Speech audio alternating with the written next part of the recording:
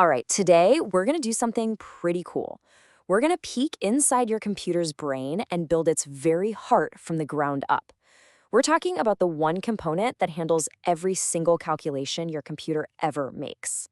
So let's start with a really simple question, something you've done a million times. You open a calculator, you type 2 plus 2, you hit enter, and boom, 4 appears. But what actually just happened inside that little silicon chip in that tiny fraction of a second?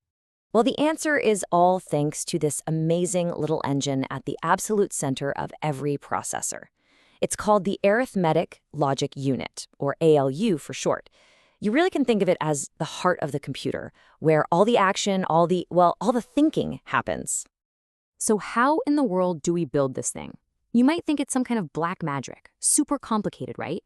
But the truth is, it's built from incredibly simple parts. We're going to start with the most basic building blocks you can imagine.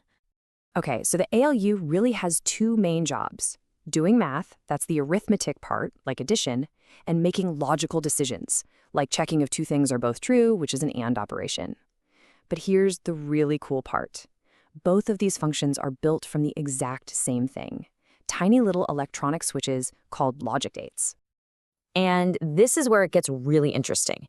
You can take just a few of those simple logic gates and wire them together in a clever way to create something much more powerful, a circuit that can actually add 2 single bits. We call it a 1-bit adder. It takes in 2 bits, spits out their sum, and, this is super important, it also produces a carry bit. You know, just like when you're doing math on paper and you have to carry the 1. And here's the beautiful part. How do you go from adding single bits to adding the big 32-bit numbers that computers actually use? You don't need some massive, complex new design. Nope, you just take 32 of those simple 1-bit adders and you chain them together. The carryout from the first one becomes the carry-in for the next one, and so on down the line. It's just beautifully modular. Okay, so we've got an adder. That's great. But an ALU is an arithmetic logic unit. It needs to do way more than just add. It needs to subtract, do ands, do ors, the whole shebang. How can one single circuit be such a jack of all trades? The secret weapon here is a brilliant little device called a multiplexer, or just MUX for short. The best way to think of it is like a railroad switch for data. It's got a whole bunch of input tracks, but only one output track. A separate control signal acts as the switch operator, deciding which one of the inputs gets to go through to the output. So here's the game plan for our versatile ALU. We build a circuit for each separate job. We have our adder, we have a block of AND gates, a block of OR gates, and we have them all running at the same time. Then we feed all of their results into one big multiplexer. A special control signal tells the MUX which result we actually care about. Want to add? The signal says, hey MUX, pick the answer from the adder. It's an amazing way to get a ton of functionality in one package. But, you know, hardware designers, they're a clever bunch. They are lazy in the best possible way. They absolutely hate building extra hardware if they can avoid it. So they use all sorts of smart tricks to get even more functions out of the circuits they've already built. Take subtraction, for instance. You'd think, okay, time to build a whole new subtractor circuit. But nope! Turns out, using a slick mathematical trick called 2's complement, you can turn any subtraction problem into an addition problem. All you do is flip all the bits of the second number and then add 1. And we can do that with the hardware we already have. So the key takeaway here is we get subtraction almost for free. And we can keep going, adding even more capabilities. We can put in logic to compare numbers, like set on less than. And we can add these special 1-bit outputs called flags. Now, flags don't give you the answer to the math. They give you information about the answer. Was the result 0? Was it negative? Or, did the math create an error and overflow? This kind of info is absolutely critical for the rest of the processor. All right, so we've got this awesome, powerful, versatile ALU. It's ready to add, subtract, compare, you name it. But it's just a tool, right? It's just sitting there waiting. How does a computer program, something that's just software, actually tell this physical piece of hardware what it's supposed to do?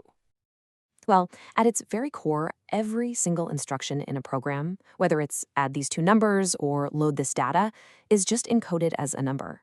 It's a long string of 1s and 0s, usually 32 bits. The processor just grabs these numbers from memory, one after the other. But how? How does our ALU look at this giant, meaningless string of bits and somehow know that it's supposed to do an addition and not an or a subtraction or something else entirely? This is where another little hero circuit comes into play, the ALU control unit. Think of it as the universal translator between the world of software and the world of hardware. It's designed to look at very specific parts of that 32-bit instruction, little sections called the opcode and the funct field, to figure out exactly what needs to happen. And the whole process is completely mechanical. It's basically just a lookup table built into the hardware.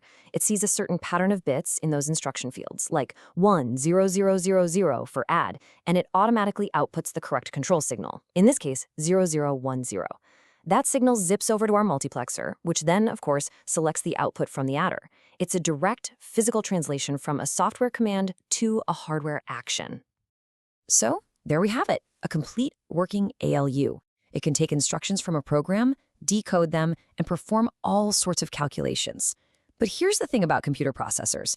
Just working is the bare minimum. The real name of the game is speed, blazing, mind-boggling speed.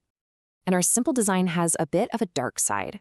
Remember how we chained all 32 of those little 1-bit adders together? Well, that design, which is called a ripple carry adder, has a huge performance problem.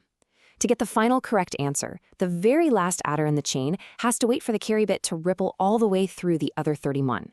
It's literally like a line of dominoes. The last one can't fall until every single one before it has already fallen.